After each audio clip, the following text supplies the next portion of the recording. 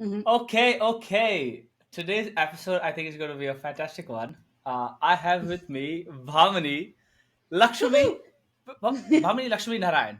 Yes. Amazing. Bhamini, where in the world are you right now? I'm in Indianapolis. Uh, Indianapolis. yeah. Where is Home that? of the Indy 500 in the middle of, let's say, some of the most conservative parts of the United States. So it's an interesting change from Bangalore and Delhi and Bombay. Is all I Yeah. can say. How long have you been in Indianapolis? 2 years now. 2 years. So yeah, And this Uh, is what state is this in? in Is Indiana. it Oh, Yeah. Indiana. So Indiana, United States. And if you were to sort of paint on the map, like where exactly in the map of the US, like where exactly is this place? Because it's not on the So west coast, not on the east coast. no, exactly. So the unkind way of putting it is it's in flyover country. Mm. So it is the Midwest. It's like Okay. if you drive 2 hours out of town in any direction from anywhere in the Midwest, all you have is cornfields. Oh, So, but big cities and then in between them, cornfields. That's basically the Midwest. okay. So that's where I am. But the rent is free because that's where my husband lives. So that's why I'm Oh, here. the rent is free. Tell me about like I've heard a lot about this inner cities like stuff, especially in elections. Is what the media like is what average people like us read that about the Midwest actually true? As in, all the sophisticated people live on the coast, and the Midwest is a bit like what? I mean, I don't You know. I know, don't know what the word is, but you get the yeah. perception of what people have about like it's like more red, more right leaning, more Yeah, yeah. conservative, maybe not that progressive. Is that true? You know, the really interesting thing that I've noticed is, I mean, a lot of stereotypes are stereotypes for a reason, Yeah. but I've also realized that stories get written by certain people. Mm. Like since the internet, that's democratized a lot more. But if Yeah. you look at the TV that we're watching, who's writing it? It's folks Yeah. in New York and folks in Cali. Yeah. It's folks who wanted to get out of Ohio and folks who wanted to get out of like the Yeah. Midwest. Yeah. So their portrayals are sometimes, that the bumbling simpleton who lives in the Midwest and just wants to Yeah. eat cheese. Sure, you also have that guy, Yeah. but you also have that cutthroat dude who works at the equivalent of a Bain. Mm. So it's a lot more varied than you would give it credit for from TV because Mm-hmm. there's no need for nuance in TV. Yeah. Yeah. So yeah. Yeah, interesting. A bunch of our like people who've been on the spot also now like live in like not in live in the US and not on the coasts. So I don't remember if you remember Leon, who Oh was yeah, the of drummer course. Leon. Yeah, he's in Yeah. Missouri, I think, now. Oh, good And Midwest. he's Yeah. in Missouri, and I think the last time we spoke, which maybe a year and a half ago, and then Dhruv, who was from physics, again a year senior to us, my batch, is in Boulder, Colorado. Oh, And I was like, cool. Like I knew people like move to the US and they will live like either on the coasts, but now I have people who live in the middle oh or in the yeah. like the Midwest, and I'm like, wow, that is fantastic. Because I've watched some movies and I don't know if that's true, but apparently some parts of the Midwest are like beautiful in terms of Oh, yeah. yeah, It is. The thing that I never realized is that just how large America is yeah, and just how much land they've managed to preserve because they exploit the rest of the world. So when you can go and mine elsewhere, yeah, then you can have your national parks for miles, yeah, and it's just because it's so large, you have that much variety, yeah, and it really prioritizes getting people to go outside and enjoy yeah, that space. So it is yeah, really quite beautiful, but there are yeah, also a lot of conflicts. yeah. So A lot of confidence. Well, what was the hardest part for you moving to the US? Like, what did you find most challenging? so I know you started a company in the middle of all of this, so leaving all of yeah, that aside, but like personally in life, moving from Delhi, Bangalore, you spent some time in yeah, yeah, Bombay. yeah. What do you find most challenging? So honestly, I never wanted to move to the US Mm. because I feel like living in India gives me context and gives me uh, it it makes me feel rooted and connected to stuff that's going on. I care about every Yeah, single thing that happens. I'm very politically sort of informed, and I really feel like I have an opinion that matters. Yeah. I feel like that really developed because I went to Delhi University, because I went to TIS in Bombay, and then coming here to the US and then suddenly being thrown into a space where A, like you don't really get all of the politics, and B, it doesn't matter if you do because nobody cares, Yeah. because you have no absolutely no voice in the entire democratic process. That Yeah. I think has actually been difficult for me because I'm fairly opinionated. Yeah. So that's been difficult because uh, like after coming here, the stuff that's happened has been mind-blowingly awful. And now I live Mm. here, so now I'm affected by it. Like Roe v. Mm. Wade being overturned and access to abortion no longer being there, the number of Yeah. school shootings that are here. But if you're living here and you don't have any say democratically, that's Yeah. difficult. I So, see. yeah. Interesting. But do you think that's like a prerequisite for you to care about? Like you basically just don't have the ability to cast a vote, right? But Yeah. apart from that, you can pretty much do anything else, no? Like everything else, what you could have done. I mean, you can. I Yeah. mean, So people so don't really care about your opinion unless you can vote. That's where mm, I'm coming from. So you I can't see. change anyone's minds, and you have very low sort of, you're not taken seriously even in a community I see. if you're not a voting person in it. Because why do you care? Just go back to your country. Yeah. So, Wow, that is a hard one. yeah, So how do you deal with it? I know you're very very opinionated. I think from what I remember from college, you have yeah. strong opinions, and you are not afraid to voice them. That is a part Yeah, of who you are. How have you been dealing with the the fact that you can't, or you're not like people don't care? yeah. So I think a lot of that I funnel in, honestly, I think I funnel a lot of that desire for wanting to make a difference and have an opinion Mm, into work. mm, Because at the risk of like self-aggrandizing, I think that the kind of work that we do can be meaningful. yeah, And if you can't make a change or you can't have an impact democratically, where can you do it? Right? I yeah, think that's something that like you have to like everyone should think about. yeah, So yeah, that's hundred where percent. I funnel the frustration and I rant to people. Like, give me an opportunity. Are you on Twitter? Dude, no. I want to rant, but I don't want to be noise. I mean, if you really want God. to rant, Twitter's a great place. A lot of people are ranting for Oh, all sorts of God. things. Yeah. Okay, so just a quick summary on what Bhamini has been up to. If you have not followed, Bhamini and I were just sharing. Both of us are not very Instagram people. I mean, just Yep. social media people. So of late, I do say that I have seen you posting on LinkedIn. Yeah. Um, I've I've and well, I've become a in grown up, Reuben. you become a grown up. In your defense, that's how I think I reached out to you. I was like, "Wow, Yeah. Bhamini's surfaced. Let me Yeah. catch her." Yeah, yeah, just um, for context, Ruben first texted me on Instagram like 1.5 years ago, and I only yes, I checked my do. Instagram again like 1 year, like 6 months ago. And then after Yeah. that, I was like, hey, sorry, I didn't see this. What's up? And then I didn't go back on Instagram again. So I am really awful at Instagram. Anyone who has ever reached out to me, I apologize to you, like through this medium. Yeah. So, Sometimes messages get stuck in this thing called a request folder, and I did not know there's this thing called a request ah, folder. So then, yeah, somehow I opened it. Somebody told me that, hey, I sent you a DM on Instagram. I'm like, I've never seen it. Then I opened up this request folder, and there's like a list of people who have just. I think if you're not following or wow. they don't follow you, some shit like that. Anyway, this is what a new boomer sounds like. Right. But anyway, so Bhamini studied with me in college. This was from 2011 to 2014.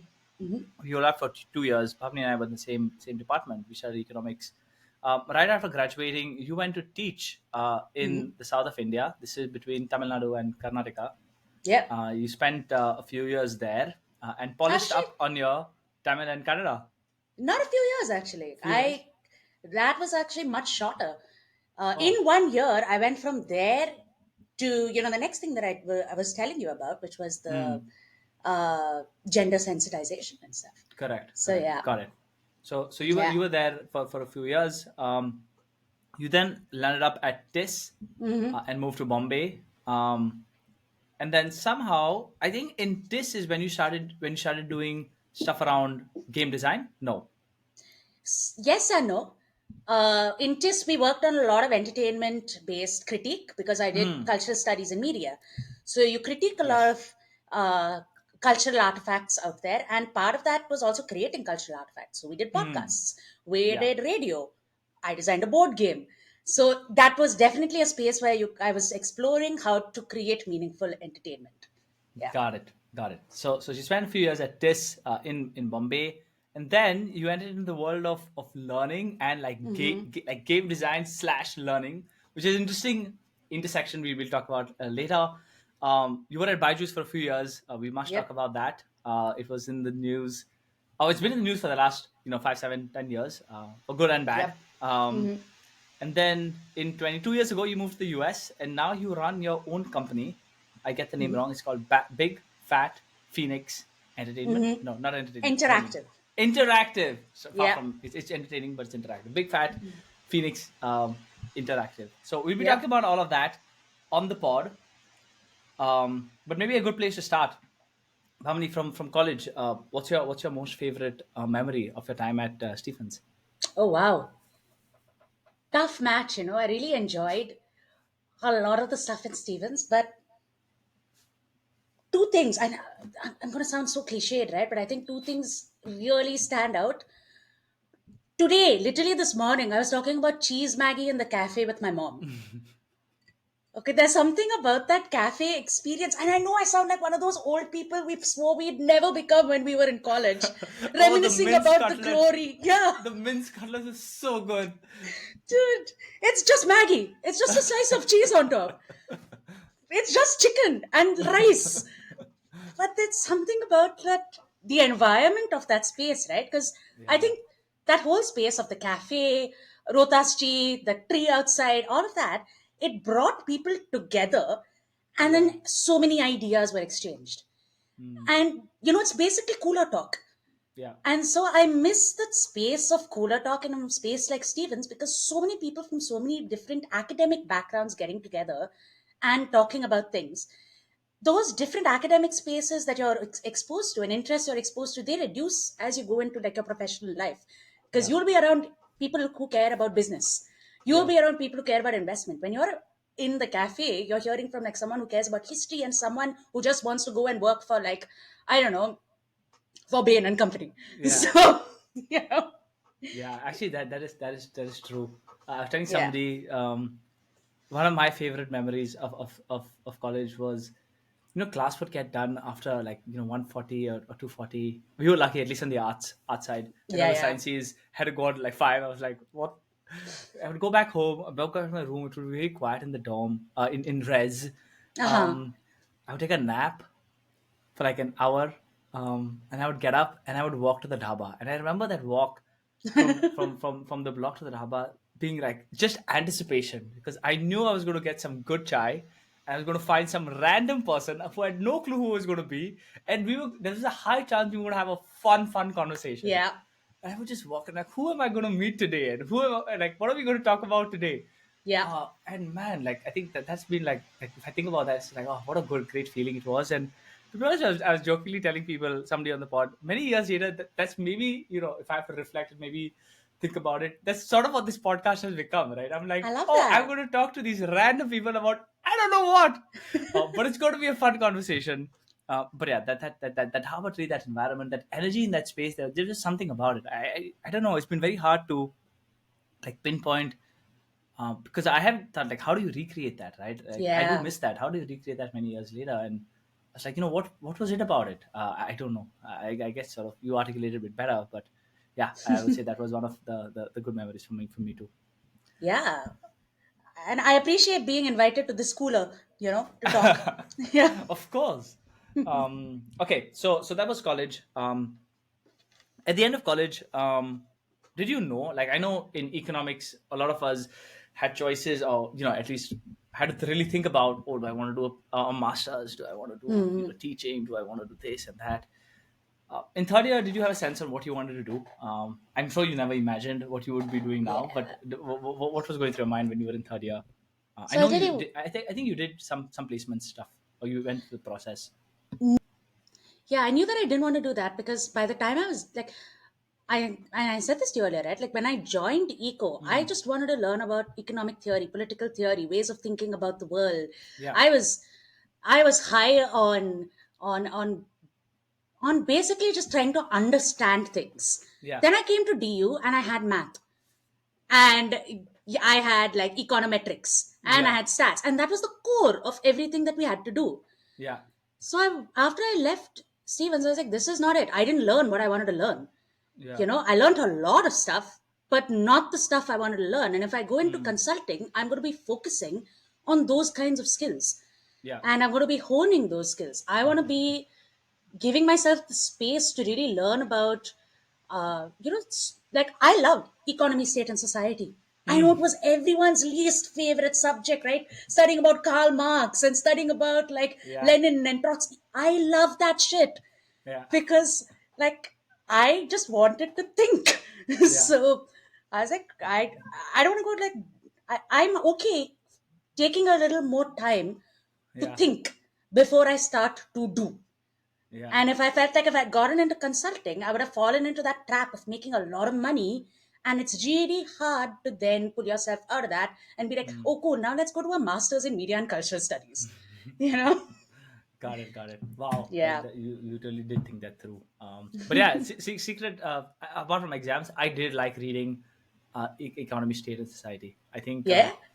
I don't know why. There's something about it, and many years later, like I still like weirdly now like there are two subjects which I would never imagine myself being interested in college, which I have big curiosity now. One is a bit of philosophy, one is a bit of Mhm. physics, and it's weird. I'm like, why do I like? It's just all these castles in your mind. But yeah, I think it is quite interesting. I am not very deep into them, but I Mhm. must say that they have sort of increased in my curiosity or in my interest over the last few years. Yeah, everything becomes also more interesting when you're not forced to study it. Yeah, Like, I actively think about statistics and stuff now because I don't have Raghu sir yelling at me. So it's a good place to be. I yeah, know I like no shade, but not every teacher is a good that teacher. is true. That is true. That is Yeah. true. Yeah. Yeah, that's a totally different world. We'll talk about sort of Yeah. education. I know you work in that space. I am very interested in that space. Many people have heard me shit about school on this podcast, which I still believe. But anyway, we'll talk about school, and I have an interesting new anecdote on that, which we'll talk about later. Anyway, without going off, so you started teaching right after college. Yeah. Why did you decide to go teaching? I thought you wanted to like eventually go study, learn more. Yeah. What was the objective of going to teach? So I felt as though, and dude, when you're in Stevens, the exposure that you get is so elitist. You can Yeah, see how elitist it is because you can juxtapose it against DU.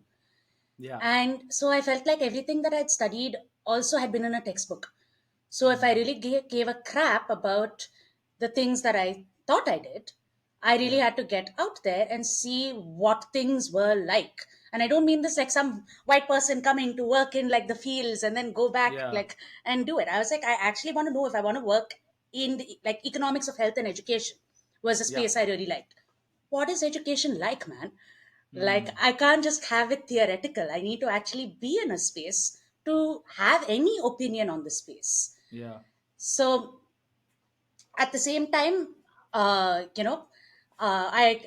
found that the kinds of spaces that want an undergraduate from economics with no prior experience are going to be alternative spaces. So Mm, that's where I found myself in those schools in Dharmapuri, in Tamil Nadu, and in like in Silvepura and Karnataka, because they were mm, open to people coming in with different ideas and with, not necessarily formal teaching degrees. I didn't want to do TFI or something because teaching yeah, wasn't going to be my goal. I yeah. wanted to do something that just gave me more to think about. I see. So, yeah. And from that experience, do you remember like one big realization or one big insight which was revealed to you, which would not have been possible if you were just looking at it as an econ Honestly, grad theoretically? Actually, the biggest experience I had in Dharmapuri was I really got smacked in the face with how deep caste privilege ran. And like, not to take it like on a completely different trip, but again, elitism, Bangalore, sheltered, Stevens, all that, I can theoretically tell you about, caste politics and my privilege. Yeah. When I went to Dharmapuri, they speak Tamil there, right? Yeah. My Tamil didn't sound anything like anyone else's because I speak this elitist upper caste Tamil. Mm. And for me, that was a smack in the face because I realized I should know this. Yeah. I didn't know this because my privilege, like, Yeah. allows me to not know it. So I realized how many layers of privilege are really there at every systemic level Yeah. for all of these really complicated things in India, Yeah. and clearly around the world. So, and I got really interested then in language and how language really shapes the way that you perceive your reality. And language really, like, because there was such a, we were speaking technically the same language in Mm. like Dharmapuri, but there was such a strong caste identification in the language that you were speaking. Mm. So someone could immediately look at me and go, oh, Iyengar. So, Mm. when you can do that, how does language shape your reality? It really got me interested, like, very, like, strongly in thinking more about the way things that we consume and the language that we speak. And, that felt like then a natural progression with the stuff that I ended up doing and studying. I see. Yeah. Fascinating. So I have two questions, and maybe, yeah, I don't know which one to put first, but I think in this podcast, so I want to talk about this whole concept of privilege, right? I think a lot of us who landed up at Stephens either were quite privileged before that, and we had the right infrastructure to allow us to land up at Stephens, Yeah. or even if we did not have that, the fact that we landed up at Stephens, you can call us highly privileged to go there. And I've heard this theme a few times on this podcast that we have privilege of that. My question to you, and I think you'll be able to articulate this quite well, is now once you identify that yes you are privileged, right? What are you supposed to do with it? I feel there is this expectation that feel bad Yeah. that you got lucky, and then there is a counter. I'm like, what the fuck? Like, yes, I got dealt maybe a better set of cards, not the best on the planet, but I got dealt a good set of cards, and I acknowledge that. But it's not that the cards did anything by themselves, right? Yes, maybe I was on the right boat and was going in the right direction, la la la. But I also did bust my. There Yeah. is effort into that equation. There is also a lot of luck, which fell into that equation. Given that you've spent time with maybe the entire spectrum, what have you? How do you think about privilege, like, and how do Yeah. you sort of balance these two thoughts? So I totally hear you on that, right? I feel like, especially if you're talking about Twitter, right? Especially Mm. on Twitter and spaces like that, it can just become an angry rhetoric. It doesn't Yeah, become introspective. It doesn't become actionable. It just becomes people yelling at each other all the time. So if that is, and that's a lot of people's exposure now to those kinds of theories and those kinds of ideas, unfortunately. yeah, So, like when it comes to ideas of privilege, when it comes to ideas of gender, if you're getting them from Twitter, you're probably going to have a really polarized view. yeah, And if it's attacking your privilege, you're probably going to be in defense of it. yeah, Right? I understand to some extent why people are the way they are, because Twitter is not nuance. yeah, 140 characters is not nuance, right? yeah, 280. See how old I am? Yeah. So I think what that realization really does for me is something that, like in the beginning of The Great Gatsby, I think there's this line, and I'm paraphrasing, where the protagonist's dad says, you should always grant people the benefit of the doubt because you don't know where they're coming from. yeah. And the protagonist says that I've used this and it's like served me very well, but also got me like into a lot of trouble many times. Mm. So I think privilege is really the first thing that you can do when you realize the extent of the privilege that you have is shutting up Mm. and realizing that just because you have an opinion that might be different from someone else's, you might have a lot more privilege than them to have that opinion. And just Yeah. because your opinion seems like the right opinion, if you are not of the identity necessarily, you know, that opinion affects, Yeah. let the other guy talk. Right? Like, if Mm. it's amazing that Indians in India, we will sit there and talk about black privilege and white privilege in the US, right? And you're like, dude, I appreciate the sentiment, Yeah. but you don't know what's actually going on. Yeah. You want to be there for people, but the number of people in India, this also, it's a lot of like posturing. Like, the number of people in India who after George Floyd were walking around with Black Lives Matters t-shirts. I was like, sure, but do you know how Dalits are treated in India? You have to recognize your privilege at so many levels. Mm. And there is no one action you can take. You just have to Yeah. do a lifelong process of being willing to be wrong, I think, Yeah. when it comes to privilege. You have to Yeah. be willing So to be corrected. yeah. So say for me, and this is like, I of course have X amount of privilege. And yes, I agree that at a lot of times when it's beyond my scope, like my opinion doesn't matter. Like my opinion matters to me, and I think in general people take themselves too seriously. Or most Yeah. people's opinions like does not matter. Like you may have it, but it does not matter. Um, what should one do then if you have privilege? Like yes, I have privilege. Or should I only like shut up and not talk about anything? Or like what if things happen and maybe they bother me positively or negatively? How in your experience, or say you as an individual, given that you have some level Yeah. of privilege, how do you sort of deal with this stuff? um Knowing that, hey, sometimes what I might say is thanks to my, or because of my Yeah. privilege, so on and so forth. So it is difficult. And I'll tell you that it becomes like, I found it challenging, for example, in TIS, where a lot of the stuff I did was in gender, right? Yeah. So that's a strong area of interest. And I was constantly told my opinions were upper caste feminist, Mm. and you instinctively feel the pushback of, yeah, but they're still valid opinions. And I think Mm. the space is that people are still trying to figure out how, like, literally the answer to this question. There isn't a correct answer, because yeah, your Yeah. opinions are still valid, but are they the most important opinions to hear right now, is something I see. that I had to get used to. Because absolutely, my experiences are extremely valid, but right now I'm Yeah. already like this much of a leg up. So Yeah. why don't I like listen to the other person for a while first, until Yeah. like they've also like had their say. Yeah. So I think that's a Interesting. large way to negotiate that privilege. And also, I mean, I think it's just about knowing the right place and the right time. Still have your opinion, still voice it, absolutely. But if someone else has a counterpoint, Mm. listen. I Yeah. think it's Yeah. more about listening than anything else. Yeah. In Yeah. startup world, a common phrase you hear is have strong opinions but loosely held. That means Nice. believe in something strongly, but if you get any information which contradicts that, be like, don't hold on to stuff that like change your point of view, and that gets you far. But if Yeah. you're just like stringent and I'm not gonna, this is it, my way or highway, you're not gonna move too far away. Very non-lean startup. Can't have fixed opinion. Yeah. Yeah, I mean, have strong opinions. Yeah. Yeah. So if you believe something, like believe in strongly. But yeah. Okay, so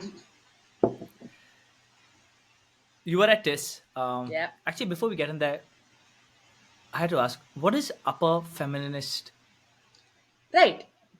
point of view even mean? And like, what is non-upper class feminist look like? So, Give me an example. so you might have heard of like white feminism, right? It's like when people are talking about how women in America really care about, I don't know, having a female president. Mm. Whereas white women in America, that's their biggest problem. Whereas Okay. black women in America are like, I need healthcare. Mm. You know, like your problems are going to be at very different levels, but you Ah, think I your see. problem is the biggest problem. Correct. Correct. Correct. So in India, I have fucking problems. I can't go for a walk at night, Yeah. but I don't have the biggest problem in the room, Yeah. right? Yeah. So It's about recognizing that even in your Got it. problems, it's my biggest problem, but it might not be Yes. the biggest problem. I see. I see. So Wow, this sounds like a yeah, startup. Yeah, everybody's problems, but you got to pick one problem to solve. yeah, dude. Um, okay, so you spent some time in TIS, and then right after TIS, you landed up at. Was it right after TIS you landed up at Baiju, or you were doing some work Oh no, I before worked that? at QMath after that. I wrote comic Okay, QMAT. books at QMath, so Yeah. that was super fun. Why did you decide to get in the space of like education slash like entertainment? Like I think it's like it's not teaching, it's not going, I Yeah. don't know, working at a university, but it's not just writing comic books for fun. Like it's like an entertaining way to educate. What made you sort of, or why did you decide to get in that space? So it actually goes right back to um, this things that we were just talking about earlier, Mm, where it came from strong self-righteous feminism. mm, Uh, it was in, after the December 16th rape that we colloquially yeah, call the Nirbhaya rape, right? yeah, So after that, um, I think there was a lot of introspection, but not enough in India about what constructs this environment where people feel that they can do these things with impunity, yeah, right? But again, colloquially is called rape culture. yeah. So, in doing that, I started working with this group of other young women. We had a grant from Brown University to go into schools and colleges and Mm, corporates and talk about these issues and educate people and really like workshop with people on recognizing how they were perpetuating this kind of environment in everyday things. yeah. Give me an And example of this. Actually, I've never sat in one of these kind oh of yeah, workshops, but what's a common example for commoners like us when we sort of, I don't know, do things which would fall under the umbrella of rape culture? I mean, for example, it gets as simple as like one of the exercises we run is we'd use a whiteboard and say, uh, put the word man and say, tell me all the words you can use to describe this person. And typically, the answers you get will be strong, active, like very active words. Yeah, What is your version of a man? Will give you words like strong, doing, competent, aggressive. It might yeah, not be positive things all the time, but there yeah, will be those kinds of words. And if you say, tell me about women, they'll say words that you associate with the standard notion of feminism. It's the same yeah. thing of like, I don't know, like gender reveal parties. Mm, It is perpetuating everyday notions of gender and sexism. mm, But when we were doing this, I realized that you can talk at people as much as you want. mm, It's not going to connect with them unless you're talking about things they care about. mm, So we started talking about Hindi movies. mm, And that made all of the difference. We basically would break down Kuch Kuch Hota Hai, right? We mm, would break down Dostana.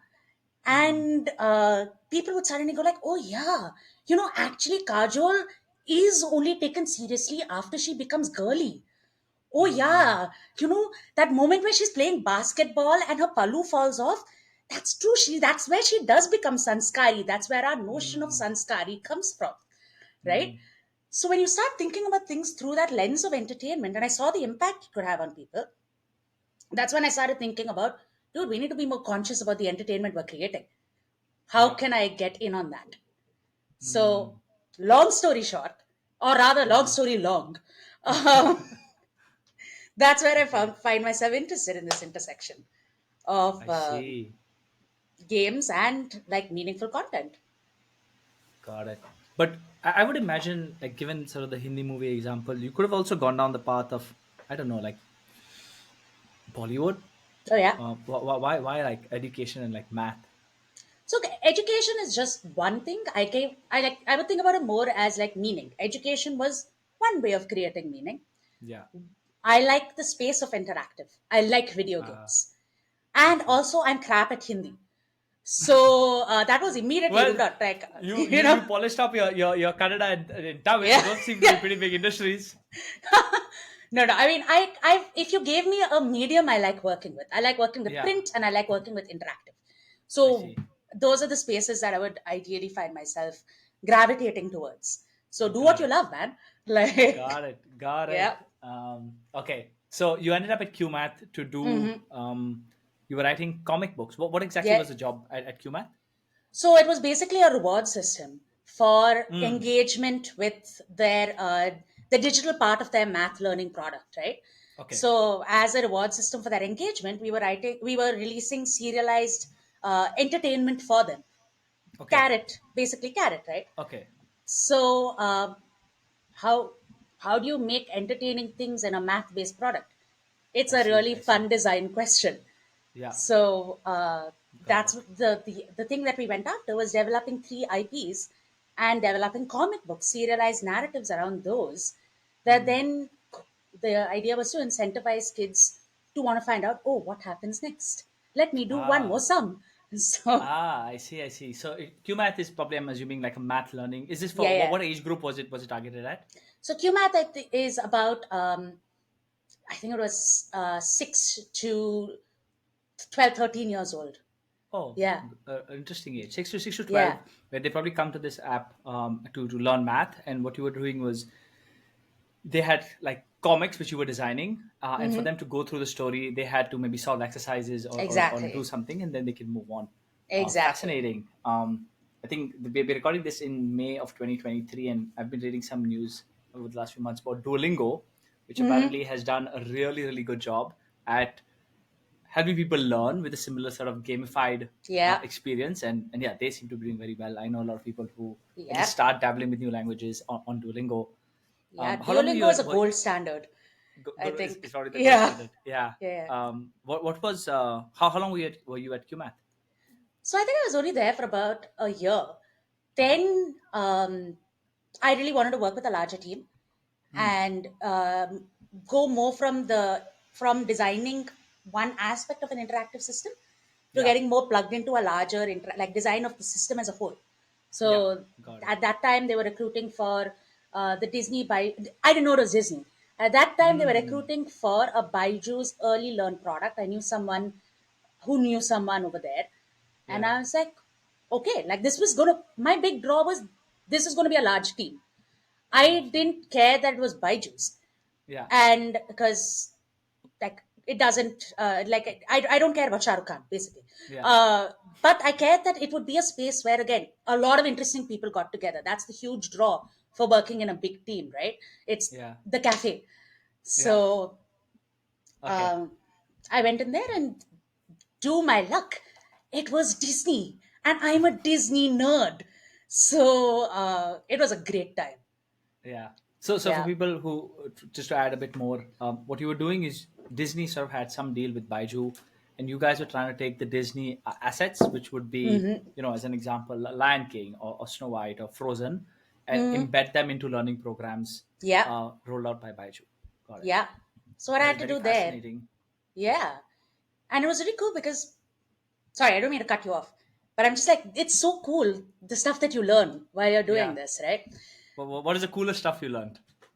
Um, you really learn what it takes to build strong brand and IP, right? Because Hmm. Disney's like by IP, I mean like intellectual property, right? Like if anyone who's Yeah. listening doesn't know and all of that. Yeah. So it's like the characters in Frozen, the characters in um, like how in Disney, you will immediately know the difference between a character from Frozen and Simba, right? Hmm. Because their amount of guidelines and structures and things like that they have around protecting that IP are Hmm. so strong. So, in a Hmm. creative space, getting that exposure to how to build strong structures and worlds around IP is amazing, right? So, I led that integration of all of those because Disney nerd, right, over here. Yeah. Who knew it was going to be like a marketable, saleable skill? But that's like Yeah. the awesome thing about like getting into Yeah. this entertainment space. Um, I know a shit ton about every Disney movie that has ever been made. So I Yeah. kind of led figuring out what was the do's and the don'ts when we created games around that in the Disney Baiju's world. The Got it. number of back and forths that it went through, the number of hoops you had to jump through, franchise after franchise and level after level had to approve sentence level, you know, because they are Hmm. so protective about what they do. And it's really irksome, but it's kind of awesome because you learn about what it really takes to build these kinds of universes. Because you see Marvel everywhere, you see Elsa Yeah. everywhere. You don't realize how much oversight they need and they take to make sure that it's authentic. So I got Wow. a lot of That, appreciation for that world. that is fascinating. I know Yeah. in my previous job, we used to have this licensing thing with Disney, and we learned that the licensing and the franchise business for Disney is a massive business. And I was like, I never sort of fully understood. I'm like, yeah, they have these cool IPs, and people like it, and you just slap it on anywhere and everywhere. But what you're telling me is that they are very, very, because I know to get that it was a long conversation with them. They were very particular on what the numbers were looking like as time progressed. Like they're very involved. It was not like, hey, Yeah. here's the a Mickey Mouse JPEG, do whatever you want with it. Yeah. Yeah.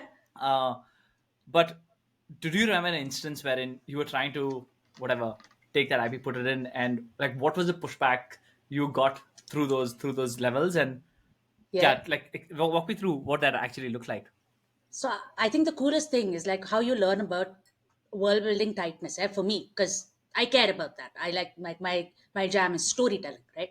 Yeah. So I think at one point we had designed a game where someone walked into Oaken's trading shop. Oaken is a character in Frozen, and he Okay. has like this wooden shop, and someone walks in and they want to buy something at the store. Yeah. And in the game, we had like a certain kind of bell ringing. And the Hmm. feedback was Frozen was set in this year. These are the kinds of sounds of bells you are allowed to use. Wow. We did a game which had Moana in it, and we had a background of a sky. The Sorry, who's feedback that, Moana again? oh, Moana's like this Polynesian island princess, I would say. Oh, Another one okay, of the okay, Disney IPs from the last decade. okay, okay. So she's Polynesian, so she was on a boat and she was sailing. And the feedback we got was that image of the night sky is from a northern hemisphere point of view, and we need one from the southern hemisphere. Oh my God, really? Yeah, so it's like when you hear it, you're Oh, like, duh. But then when you build it, like you realize how conscious they are. You think they don't notice, right? oh Because there are my so many God. racist, sexist overtones also that are going on. They're fully aware of every time they're being racist and sexist because they Oh, really pay attention, right? wow. Yeah. That is mind blowing. For it, wow. For them And to this is like have one this thought. piece out of like think about it. This is like one tiny piece about out of like something like 3,000. Okay, like one tiny visual in one large storyboard out of like 3,000 that we've sent them, and they'll notice this one piece and come back to you with it. So That is insane. Well, what yeah. other company in your experience have you dealt like comes close to how well Disney does that on the IP? Have you I seen any think other one? Maybe any I'm Indian company who does it? I don't know that any Indian company, nothing comes to mind which is so, like, I would say it's just brand obsession, right? Something that really always represents its brand. I can think of things in again the US entertainment space because Yeah, I think about it a lot. Like yeah. Sesame Street. Sesame Mm, Street, the cool thing about Sesame Street is wherever you know how it does like iterations across the world, like it becomes Gully Gully yeah. Simpson in India. I had a Mm, friend who actually worked on that. Even when you're translating it to another language and creating characters in India, they are still going to be absolutely authentic to the core pillars and values of Sesame Street. You know, it can go to Russia, which is communist. It can go to India, or like which is a completely different story. It originates over here, but it's yeah. all going to be the same experience, even if the language and everything is different. So Wow.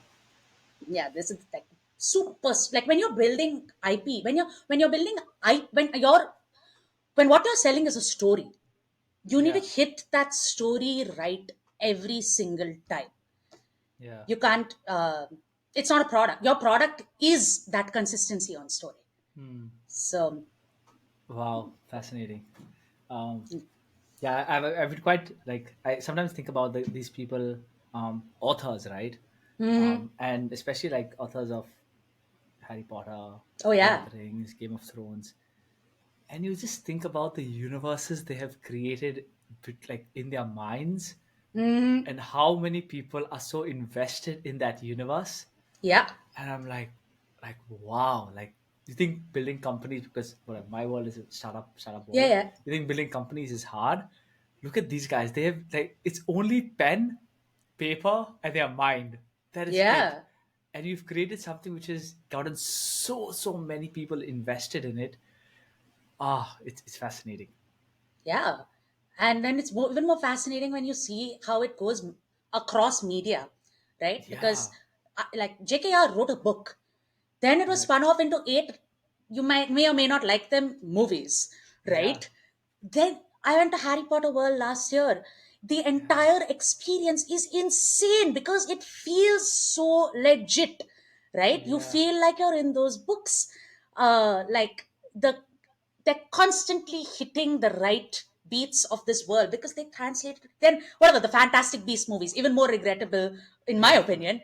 Cursed Child sucked because it didn't feel like the rest of everything that was going on. It stood out.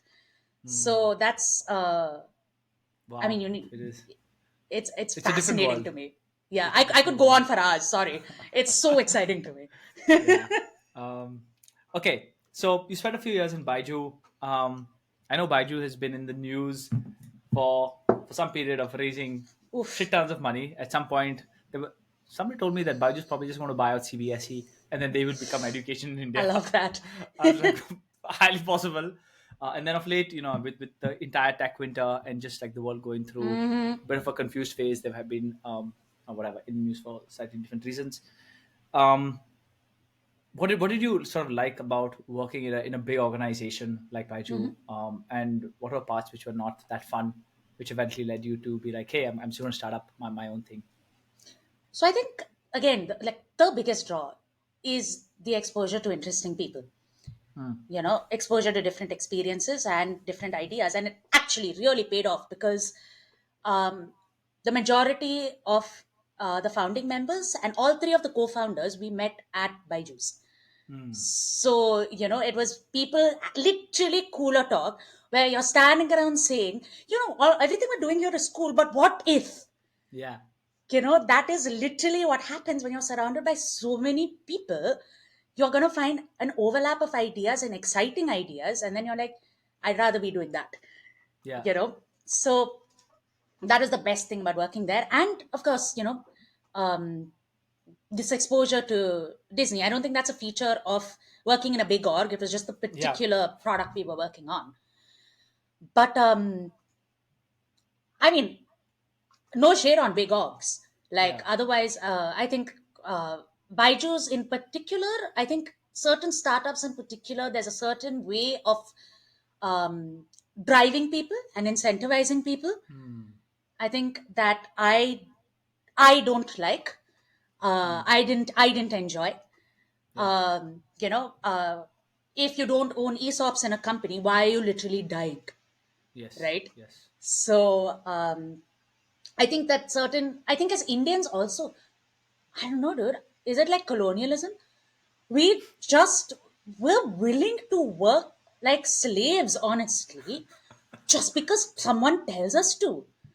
Yeah. And I understand. I want to take home that paycheck, but I could have taken home that same paycheck at a different company. Yeah. With like different hours. Like I just feel like we never push back against management. We Yeah. just do. Yeah. And But why do you think that's the case? I don't know. That's what I'm like. Is it just a colonial hangover? Like, is it because like school? 100% school does this to you. You know, and it's when you're in school and whenever you have an idea, whenever you question someone, you're told just do what you're told, ma. Hmm. Like you go through 12 years of your individuality and your ability to question things beaten out of you, sometimes Beaten out of you. literally. Quite literally. Yeah, I went to a convent school, dude. Oh Sometimes it's man. literal. um, Most people are not going to ask questions, they're just going to do. So that was the point of it, like the original establishment of the schooling system in the UK. It was to Hmm. build workers to work in the industries, right? Yeah. That's what it still does, unfortunately. Yeah. So So since we're talking about school, let's talk about it, and then we'll move to your startup. How do you fix school? I think I've written this jeez. about somewhere. wherein I'm like, it's 16 years of absolute a waste. It's a sham on the world of education. You get your stuff beaten out of you. There's a reason we all, it's very, very morose, but it's worth thinking about it. But which other place on the planet do people walk around in lines in the same set of clothes and move around when a Wow. when Yeah. a bell goes off? It's a prison. That's Oh the only wow, I place that love this that. shit this shit happens, or maybe a factory, right? I'm like, that is it, right? You're supposed to get into the gate, and you're not supposed to get out of that building for 6 hours. But the side flip, which I think it does solve a good purpose. We're going through this phase wherein people do not want to have kids because the for two reasons. I think raising a child is expensive, Oof, yeah. is hard, and also there's some people who believe that the future is not very positive. So why have Yeah. kids, right?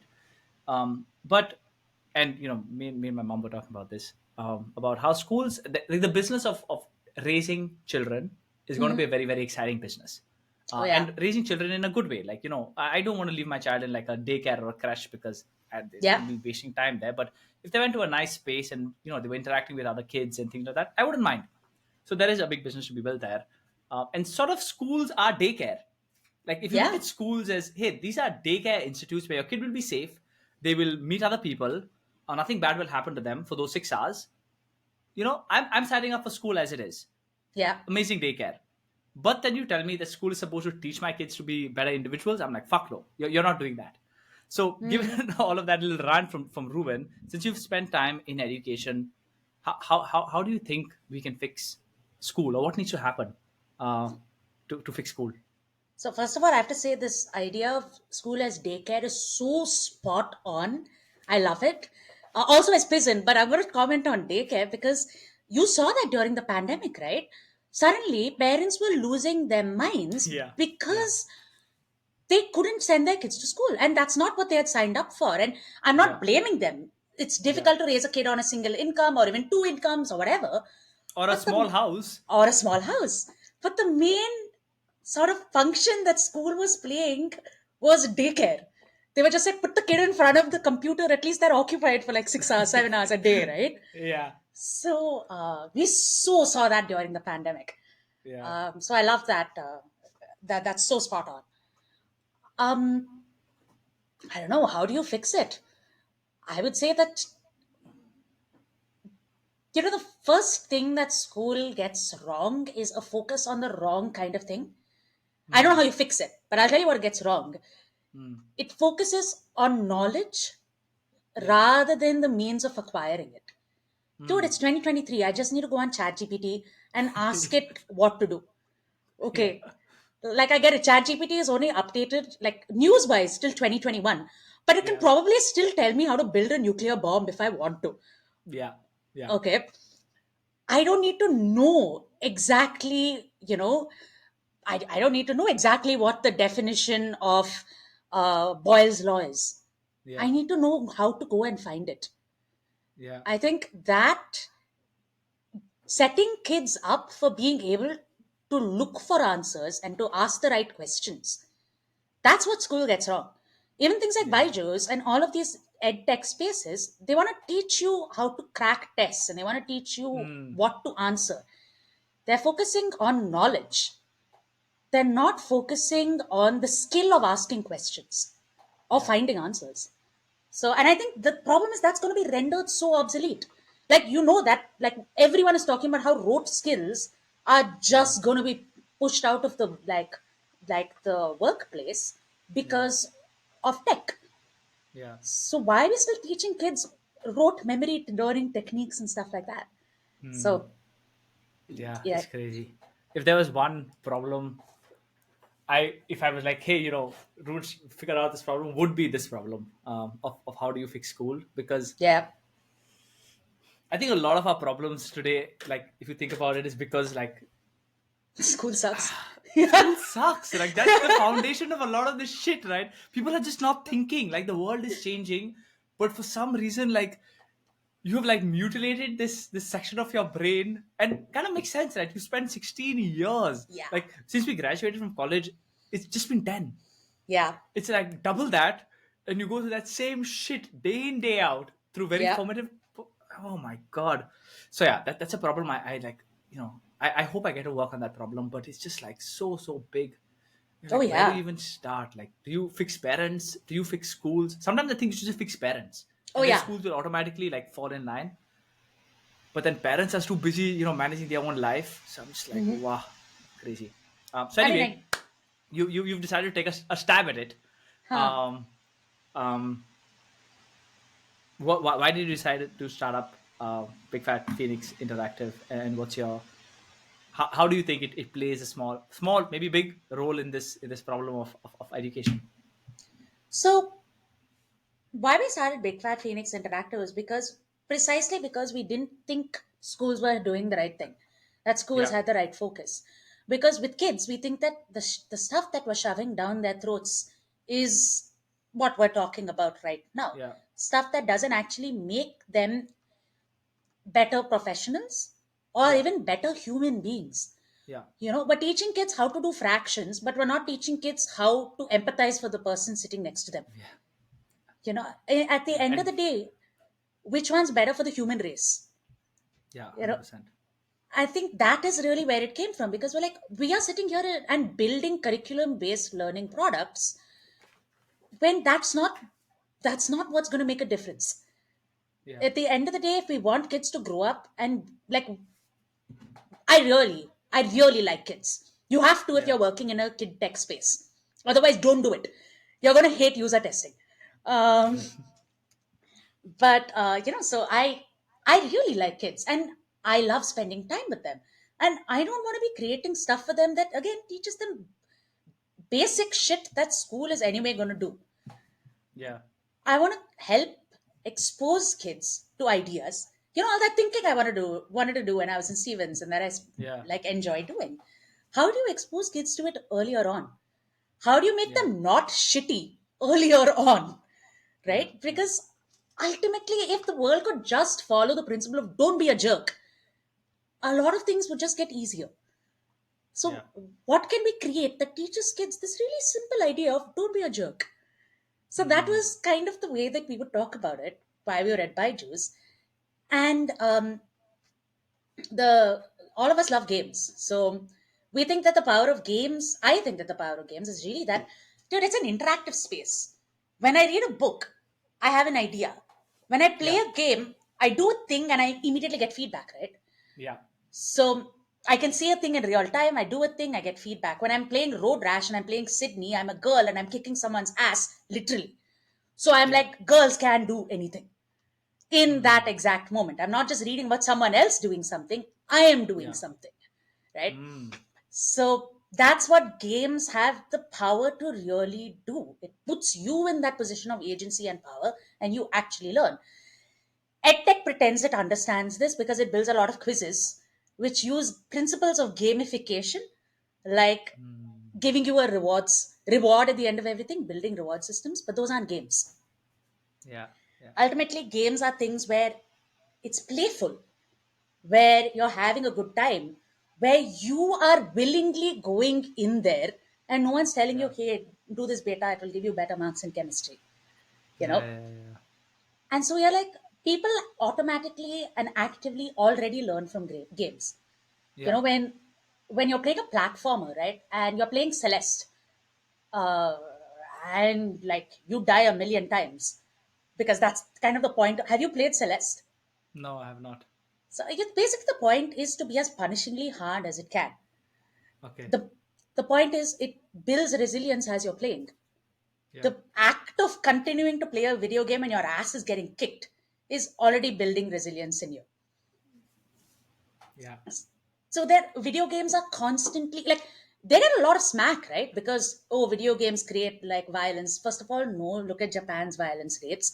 yeah, Secondly, they're also teaching you, like, teaching, I'm using loosely, but they're allowing you to interact with systems that give you so many ways of actually trying out new things that you yeah, couldn't do in real life. yeah, So all of this said and done, we're like, dude, we want to create not shitty human beings. Let's make cool games.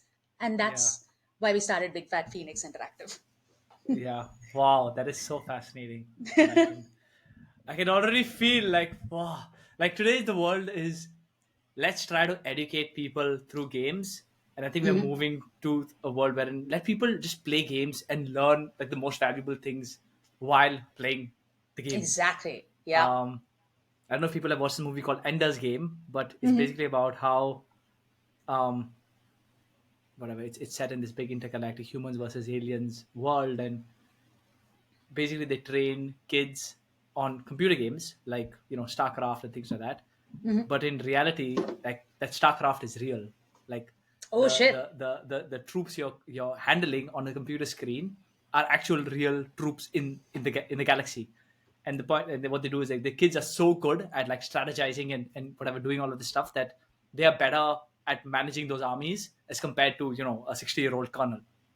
And you see that, like, I don't know, I used to play StarCraft a little bit, and I watched these games, and man, like if you think about strategy and like changing Oh based on how yeah. people are reacting, like they are so far ahead.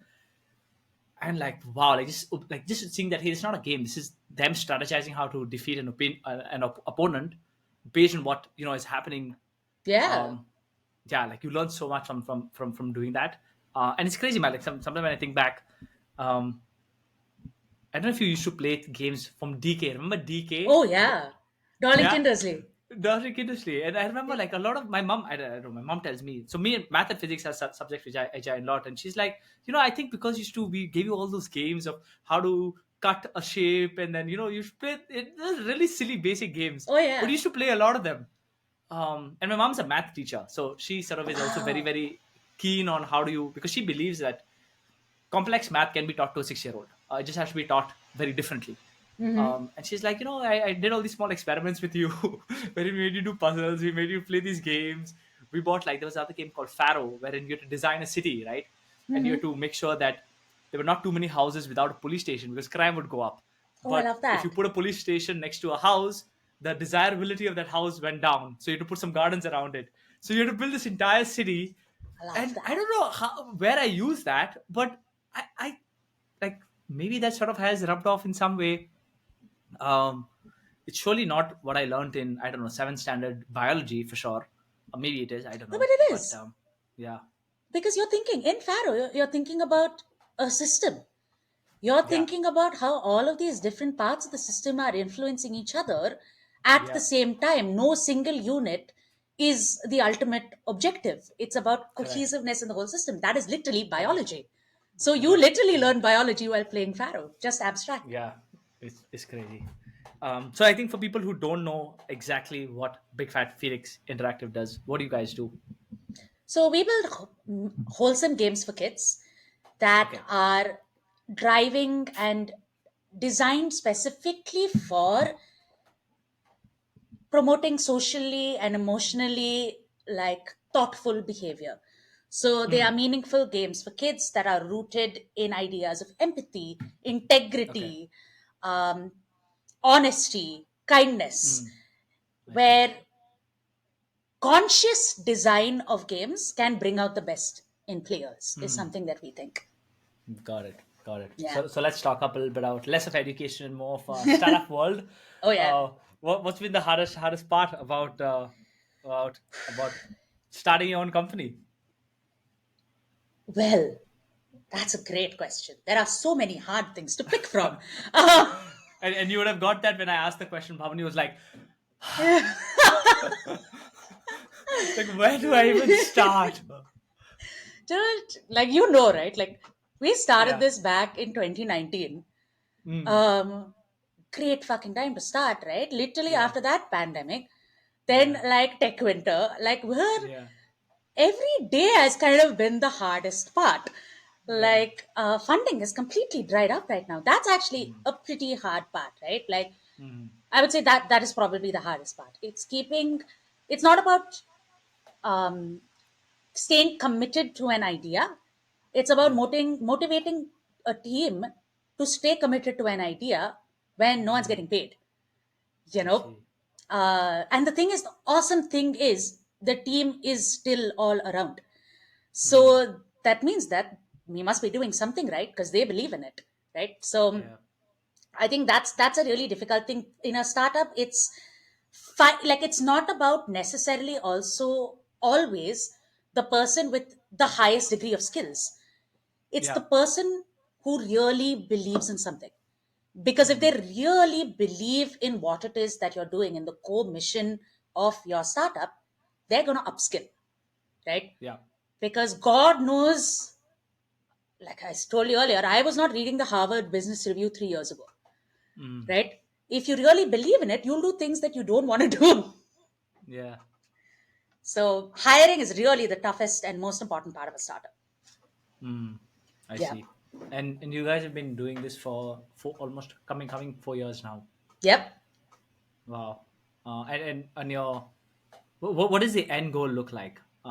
Does it look like another massive Disney like company Oof. which has strong IP and they have a strong story to tell, or like what is the end goal for you? So, the like, sure, I'd love to be a multi-billion company. Sure, why not? But I think the real idea is we've recognized the potential of different media to have positive Mm. impacts on kids, right? Like Sesame Yeah. Street exists. Sesame Street did for television a certain thing where everyone was saying, oh, television is very bad. I don't want my kids to watch it. Then Yeah. Sesame Street started doing really wholesome storytelling. And they were like, Yeah. go sit down, watch it. You'll learn something. It's a good Mm. thing to do. You know, um, Amarchitra Katha. Okay, casteist comic books, yes. But what they did to a lot of people in India was the medium of comic books stopped being Batman, Superman. Parents will Mm. literally buy that stuff for their kids and put it in front of them and say, read it. Yeah. It's not a like meaningless medium. We Yeah. haven't done that with games. We do that with apps, ed tech apps that are gamified, and we pretend they're games, but they're not games. Yeah. They're apps. Yeah. How can we make games that what can we do for games? Can we be the Sesame Street of games? Can we be the Lego of digital gameplay?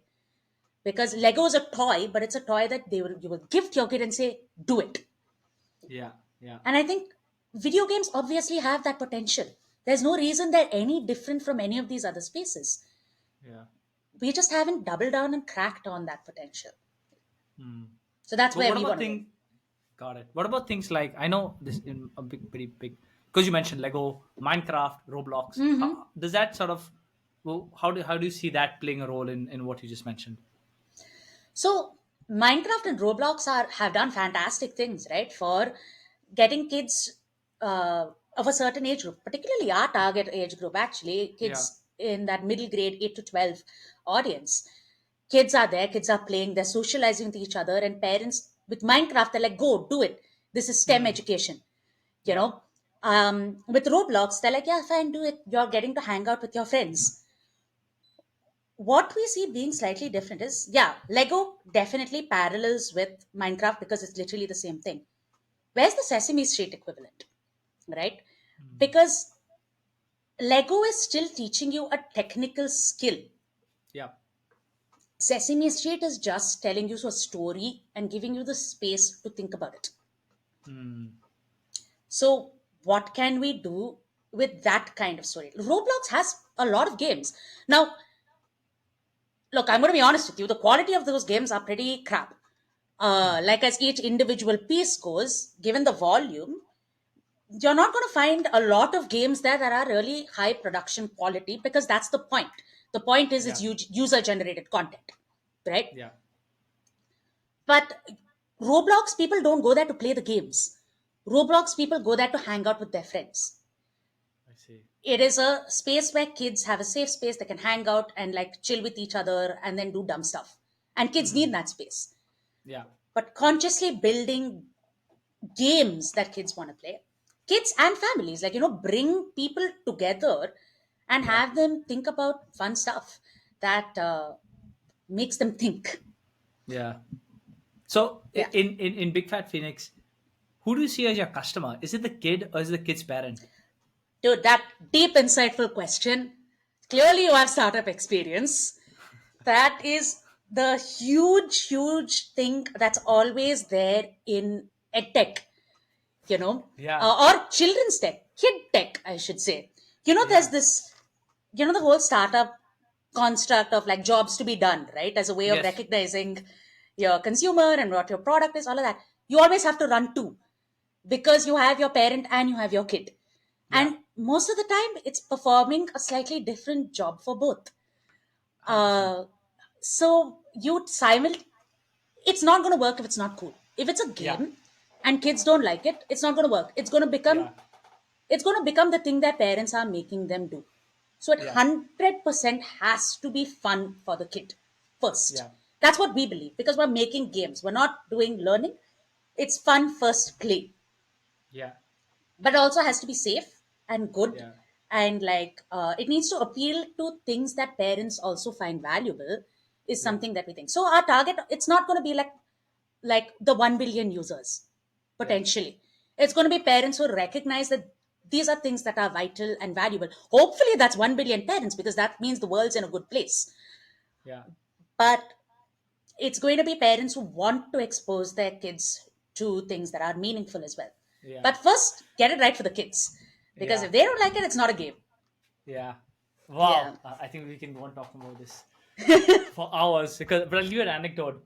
When we were doing Nivasa, which was the co-living company, we first started off targeting 21 young working professionals, so people who had just left college who were looking for a house to rent. So Nivasa, people who don't know, was a co-living space. The problem we solved is people came to new cities. It was very hard to find a nice place to live.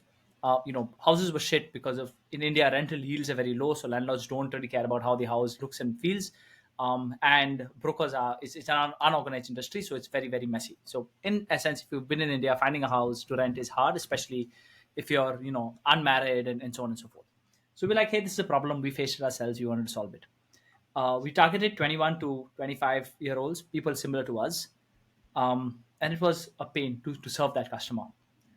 Over time, and this is towards the end of Nivasa, we realized that student accommodation was probably the easiest business to build, for the simple reason that the user and the paying customer were two separate people. In student accommodation, the user is the kid and the paying customer is the parent. The problem we were facing with the 21 to 25-year-old is they did not have money. And for them, they were like, oh, should I pay $1,000 more for a nice, house? Or should I just go and blow it up on iPhone or blow it up on alcohol? And they would just choose the latter. Like they would sleep on the mattress on the floor. I don't care. But in the student accommodation place, yes, you had to create a nice place where people wanted to come and stay. They did not want to go to a PG, right? Just a nice bed, a comfortable bed, there's aircon, la la la. But you were tapping into a much deeper wallet, which was the parent. The parent had much more money, and then you have to be like, okay, what does the parent care about? They care about safety, cleanliness. Right. So as long as you can assure that to them, and tap into those deep pockets and then create a product for the kids which was or the student was good enough. Yes, it did not allow you to bring people over and alcohol, but you know what, you actually don't have the money, you don't have the ability to decide that much. You're not paying for it. And of course we never got to that, but when we sort of dissected this entire industry, is like, wow, if you're in a business wherein your user and paying customer is different, it has some very exciting and interesting dynamics and different levers you can pull to make it work. So yeah, That I feel you're is, in a you're in a exactly same spot. yeah, dude, that is so cool. That is such awesome insight. Like I feel like I really feel like we should talk for hours. Maybe not on this, Yes. but I feel like I really want to pick your brain and have like, give me all your learnings, Reuben. Yeah. Yeah. Lewis too. I think Lewis. We learned a lot through about this, and yeah, I think this very interesting insight of user versus paying customer is fascinating. And I feel like education is sort of that, because that's why I say Yeah. sometimes I think if you want to fix school, do you fix the school or do you first fix parents? Because they are Yeah. the ones who are financing this bullshit, right? Um, but anyway, that's a long story. We will talk about it maybe offline. But moving on, and last few things I want to talk about. You one thing you mentioned in your voice note is through these 10 years you've realized to lean in more to yourself and sort of become the person you originally were. Follow your gut and less your mind. Talk to me about that. What do you mean by that? What do you mean by you've been leaning more into who you always were? I've had like I've often thought back to Stevens, whatever. I've often thought back to college, Yeah. and you know, I feel like in college, everyone is trying on different personas. We don't Yeah. really know who we are yet, because especially I think if you come from out of Delhi, this is Yeah. the first time you get to go to a space most of the time that you're not living with your parents. Yeah. It's in India, it's kind of the first place then you're probably being able to express yourself completely as an individual, right? Yeah. Because otherwise, and you're not wearing school uniform. Honestly, that makes a big difference. Like you said, you're not in prison. I think that everyone in undergrad goes through this whole space of just trying on different identities. And that's how it should be. Yeah. And the thing is that it's also fueled by deep insecurity. And like, Mm. who am I? Where do I fit into the world? Am I cool? Am I not? Like, is this the kind of person I want to be? Like, it is, I struggled with anxiety, like, and I didn't know it until I was a little, like, I think in my second year, that that's what it was, right? So I think that that whole idea of trying to really, that existential angst of being 18, 19, 20, those kinds of things, it continues into your early 20s. Yeah. As you go along, you realize that you care less about some things and more about the others. That's what happened to me. As I went along, I started realizing that I don't care if I'm supposed to do something. I'm going to do what I want to, Mm. right? Um, I don't care if I'm supposed to get a consulting job. Mm. I am going to go off and do what I want to do, even though I'm going to look like a dumb person potentially to everyone else in my batch, where they're like, why didn't you just do what eco kids do, Yeah. right? You have to be comfortable with being judged. Yeah. You have to be comfortable with, like, and I think that's what my journey has been. You get comfortable with being who you are because you care less about what everyone thinks. You care more about Mm. what a few people think. And Yeah. the most important person ends up being you. And that's something that school doesn't teach you. That's Yeah. something you don't realize as an undergrad. That's something at least I didn't realize as an undergrad. Yeah. It took me a while, and it took me, it took me tossing spaghetti at the wall, really, in terms of my personality, to realize these are the things that stick. These are Yeah. the things that I could really do without. Mm. So I lean in. Like, uh, I, I like video games. Go do that stuff. I like storytelling. Go do that stuff. Mm.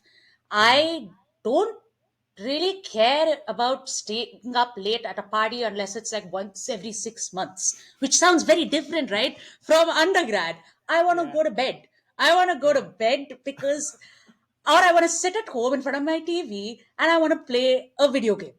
I'm I want sure to read a people book. listening, if you Yeah. could hear people listening, they're like, amen to that. We want to go to bed.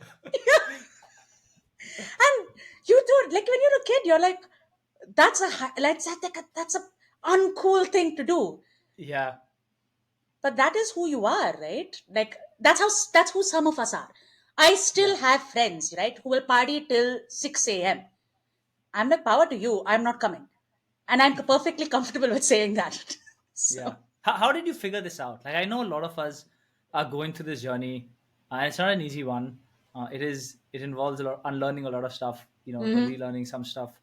I'm curious to know for you, how did you, or how do you think about this journey, or how did you go through it? Were there things you did? Were there instances? Were there events which happened which made you take a pause? Um, Mhm. are the things I which think come to mind? that's interesting. I, what helps is when you feel like you've hit emotional rock bottom. Hmm. Um, like I said, I had really, really bad anxiety, right? Uh, when and at some point, I really felt like I hit rock bottom when I was in my, like, in Stevens, right? I was like, I don't know why I'm doing economics. I don't know why I'm doing these things, hanging out with like certain people, all of that. And when you hit that space of rock bottom, like, at that moment, you'll have an experience, or you'll be around someone and you realize, oh, this is what I like to do. Like, Hmm. I was over there and I was like in a really bad headspace. And I remember going to a friend's house for I remember going to, I don't know if you remember Reba Hmm. from English in my batch. I went to her house for Christmas to help her decorate a tree. And I was like, yeah, I'd much rather be doing this than like drinking at a party. I Mm, went to someone else's house for his sister's birthday, and there were a lot of kids. And I was like, oh mm, yeah, this brings me joy. Hanging out with these kids and mm, watching Sound of Music, this is the best day I have had in months. mm, So then you start really recognizing the things that do make you happy once you've hit mm, rock bottom.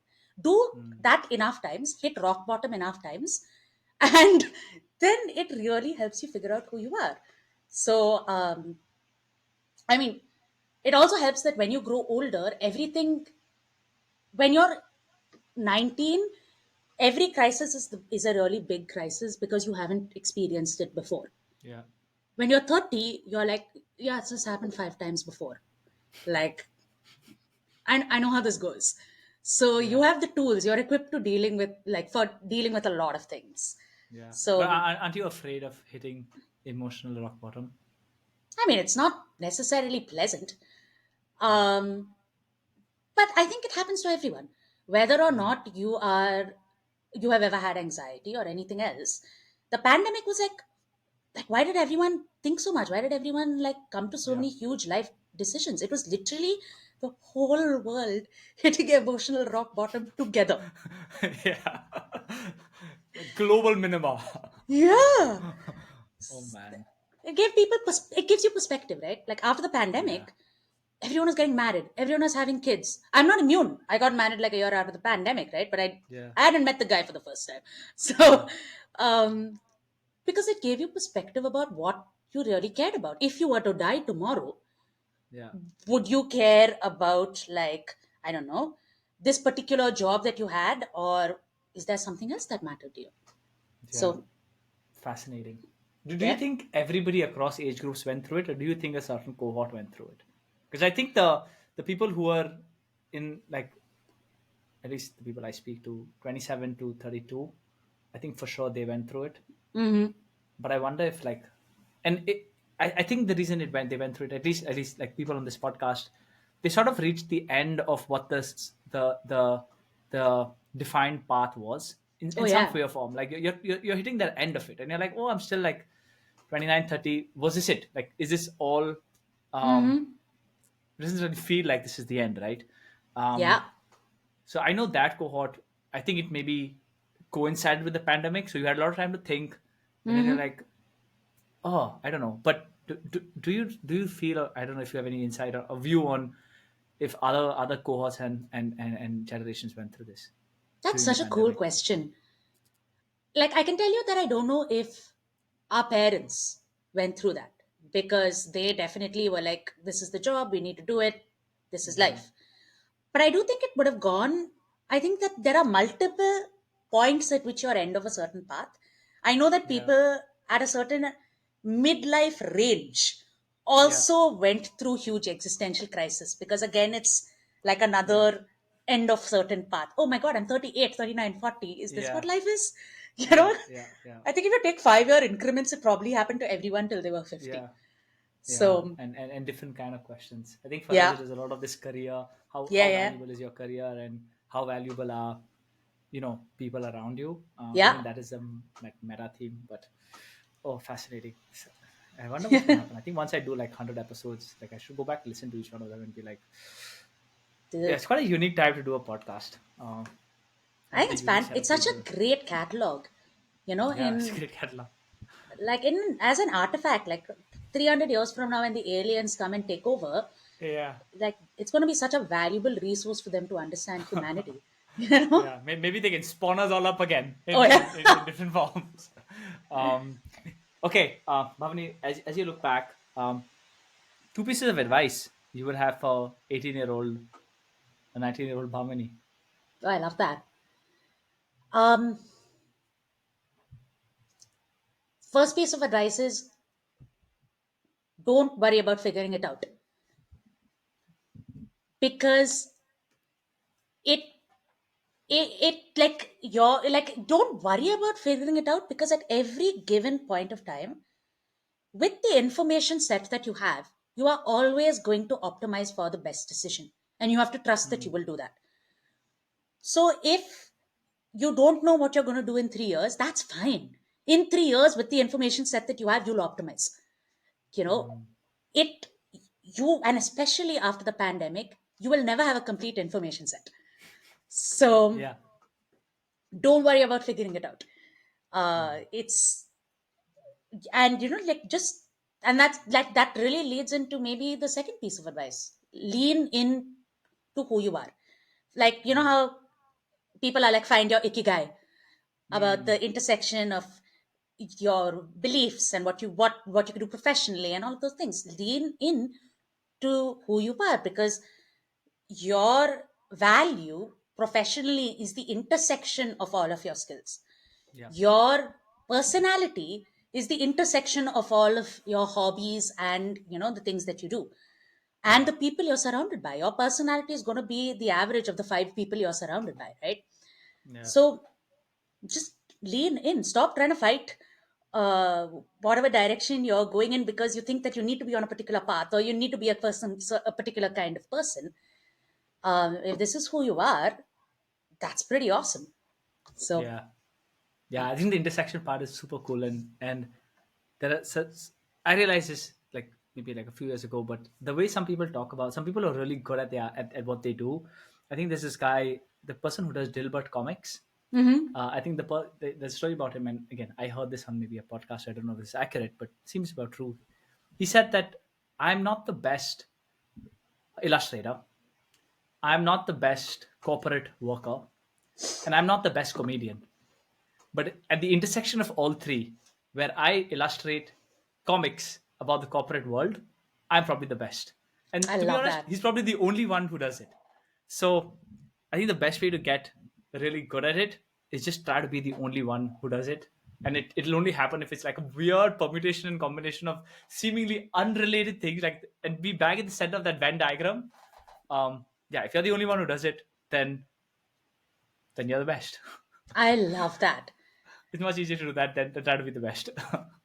Yeah, don't be the best generic product manager, dude. Figure out what Yeah, products you want to manage. Don't be the best yeah, generic game designer. What do you want to design? yeah, Like, yeah, you yeah. So do for you, me, I think brother. Yeah. I think that's how I think about, rather than, hey, what do I want to, like, what do I want to specialize in, which is also another Mhm. theme which people come up like, hey, I've been doing a bunch of these random things. What do I want to specialize in? I'm like, yeah, I think you should think about it. You need to be like, you can't be the bottom 10 percentile of any of these diagrams. You at least have to be in the top 50%, or at least top 70% Mhm. of people who, like, you should be decent at it, right? But then try to figure out how do you overlap seemingly unrelated things, Mhm. and then yeah, I think then that creates something new and quite unique, and then yeah, you will be just the best at that one.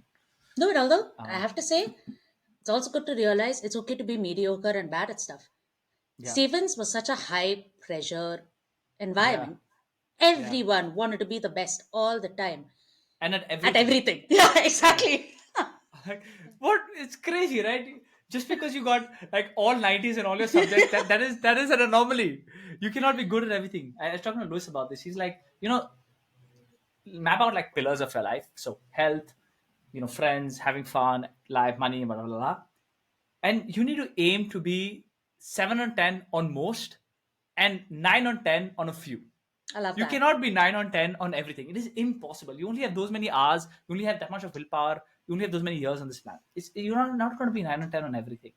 Yeah. But you don't want to be like 2 on 10 on some things, right? That sucks. So Mhm. be happy with being like 7 on 10 on most things. Um, and like pick the ones you want to be 9 and 10. Like, for example, health is a great example. Everybody wants to have a six-pack app, but are you ready to be fucking militant about the food and you cannot eat carbs, you cannot eat this? No, I don't want to do that. So I'm going to be happy being 7 on 10, but I'm going to maybe do 9 on 10 on something else. So yeah, you cannot be good at everything. That's something which I think at least people who understand Stephens are like, yeah, we have to be good at everything at the same time. Yeah. Fuck me, that's not going to happen. Yeah. Okay, Bhavani, as we wrap up, after all the questions I've had for you, you get to ask me one question. Um, Ooh, what do you have for me? let's see now.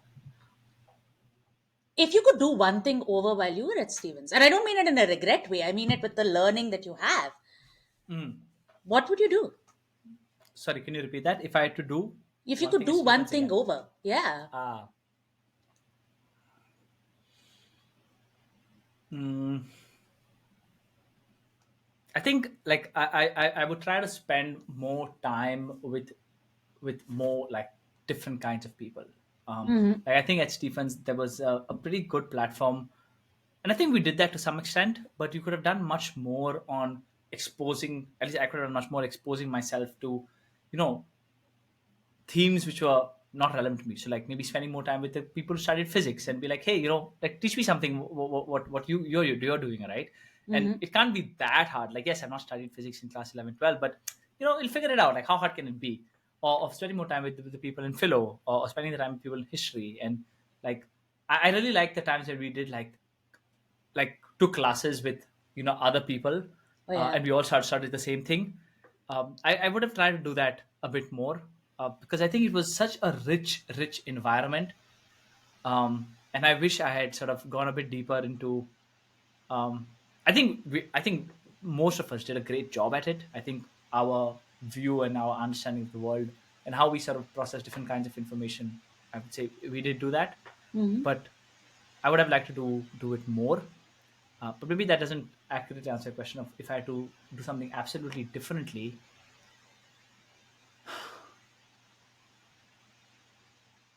I mean, A plus to you if you do it exactly the same. uh, yeah, I don't know. Maybe I, I would have said maybe like networked more, but nah, that's a shit answer. Oh, Like, good corporate answer. yeah, good corporate answer. I think no, I don't know what I would have done very differently. Yeah, maybe just like learn more, like learn more about the world. I think Stephens was very like very inward looking. Oh yeah. Um, but I do see the value of that. I think if it basically meant less distractions of the world. You could Mm-hmm. go really deep inside that world, and I don't think a lot of people who went to maybe more open environments wherein you were more in sync with the world, yes, would have reached a spot wherein you could reach out to somebody you spent that 3 years with and be like, hey, let's chat, and be pretty like you would have a good conversation even 10 years later. Yeah. I think that only happens if you had that level of depth, which I think because you were closed up. I think that was one positive which came out from that you could build a fair amount of depth with with with that set, which I think might be slightly hard if it was like more Yeah. open. But so yeah, I don't know. I think 90% just keep it the same. So I far, love that. it's okay. And plus, you were in rest. Dude. If you say you wanted to hang out with Yeah. more people, that's like you were in rest for 3 years. I was at rest for 1 year, and then I was like, Tata, bye bye. You know, Yeah. so Yeah. Yeah. I can't take these bathrooms later. Yeah. So Yeah. That I think yeah, nobody should. But I don't know how they still exist, man. Like, how much does it cost to redo that bathroom, man? Like, fuck. Anyway, yeah. I think with that, Bhavni, I think we should wrap up. We've been at this for 90 minutes. Oh Doesn't wow. feel like it. But thanks a ton for making time to do this. I knew this was going to be a fun conversation. And yeah, like Yeah, it doesn't even feel I haven't spoken to you in 10 years. Like so I much has know. happened in 10 years, but I'm just like, oh, like, yeah, I just met Bhavni maybe like last week, and we just chat. So thank you for doing this and making time. And yeah, if people want to keep up and follow the cool stuff you're doing, how best can they do that? I mean, you can add me on Instagram, but I'll never like check in. At this point, I hate to say it, but I'm most active on LinkedIn. Oh my god. Uh, yeah, so that is where that's where I go Okay. because I'm a grown up. So yeah, I would actually I would really like to reach out to people because like I said, we're not on Instagram. I'm Yeah. really not on Instagram. I have lost contact with Yeah. most people I went to Yeah. college with, not because I don't like them, Yeah. just because I'm not in that like virtual Yeah. space. So Yeah. I hope if Actually, someone is that's listening to fascinating. this, Yeah, yeah. absolutely. And that just sort of sparked something in my mind wherein I'm probably going to start. So the reason I don't like so my the biggest place where people learn about this podcast is Instagram, because that Hmm. seems to be the place where most people from university went. I sometimes post on Facebook, but I'm like, I don't even know who is here anymore. Yeah. Um, but and I don't post on LinkedIn because it's kind of weird. Like LinkedIn is like my professional, I Hmm. don't know, identity, and this is like a side thing, which I think there's great value in having multiple identities. You shouldn't be Hmm. weighed down by one. But I think I'm probably going to start a LinkedIn page for Reuben's podcast. I So at love that. least people who are on LinkedIn can see that, and it's less of yeah. I don't want to put like I need to maintain my LinkedIn on the work I do without distracting people. But I think there is value on being on LinkedIn. So maybe I'm You going to know, set up a LinkedIn. I hear you, but I think that the insights that you've shared with me right now from your startup journey itself Yeah. make it a valuable addition to anyone's LinkedIn. Like if Hmm. I heard your insights on a podcast, I'd just be like, dude Yeah. knows what he's saying. So Yeah. Yeah. that's just my 10 Yeah. cents. Yeah, that's a long one. It's very complicated. I think like what works in like online, I think is I don't know, it's my perception, is giving people exactly what they are expecting. So if you see people how they optimize their Twitter, you know what you're going to get from this profile. But like that is like a publication, or that is a profile. It is not a person. A person is like you get many things from that person. But I don't think social media is optimized, or at least like content on these platforms are multiplied optimized for varieties. Like, hey, this person is going to talk about finance, this person is going to talk about career. um so there's actually another cool thing which man, Lewis, you should pay me for this. Lewis started this thing called Nicheless, which is very interesting. It's a micro blogging platform which has zero social interaction. So you cannot see likes, you cannot see replies. Publicly, people cannot see likes and replies, but individually, as a writer, you can see. And the way he set it up is, Substack, Twitter are meant for publications. People want to be clear on, hey, what am I going to get from this Twitter handle or this LinkedIn profile? And people optimize that, and the platform rewards you for doing that. But humans are not like that. Humans are niche less. They're not in a niche. Like, you have multiple points of view. So his platform, which is called Nicheless, is a way for people to express thoughts on a variety of topics. And he says, hey, this it's built for people, not publications. I And there's love no sort of that. social feedback and all that. So yeah, you should check it out. And I like it because I write about random things, and I've tried to get our friends to write on it, to read their points of view on certain unrelated things. I'd be very interested. But maybe you should check it out, and I will at least follow your niche list page to see what's top of mind. And by the way, all essays are only 300 words, so there's no Dude, pressure to write long. You can just like write quickly and publish. this is fantastic. I love the sound of it. Yeah. And like, kudos, man. You have kicked ass over the last 10 years. Not surprised. You're always like kicking ass and taking names I all mean, through college. in retrospect, everything makes sense. Yeah, always. But really, I think everyone has a cool journey in their own way. You have one of the cooler ones. So, Yeah. I really appreciate that you had me on this podcast. And I did not expect this podcast to have go over all the ground and the kinds of things that we ended up talking about, right?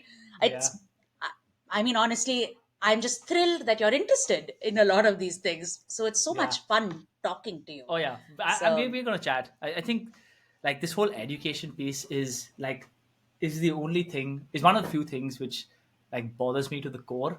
And like if I had a magic wand and I'm like, hey Ruben, what is the one problem you you got to solve, and you got to spend the rest of your life just trying to figure this out, it would probably be this problem. So I'm very keen to figure my way back. I won't say back, but to like, yeah, to try and solve this problem. But I don't like any of the solutions in the world today. Like, I would not go join a tech company. I would not go join TFI. I would not go join a school. I don't want to join a ministry. So I don't know how to solve it. But I feel so. What I'm sure you found this company, Synthesis School. Have you seen Synthesis School? yeah, yeah. So I like, at least personally, I really like what they do. And I feel like the way you solve the education problem is nothing to do with education. It has to be like Yeah. totally different, and then you solve that problem. But Yeah. Play so video yes, we will games. chat, play video games. Yeah. Anyway, so with that, I think we will wrap up today's pod.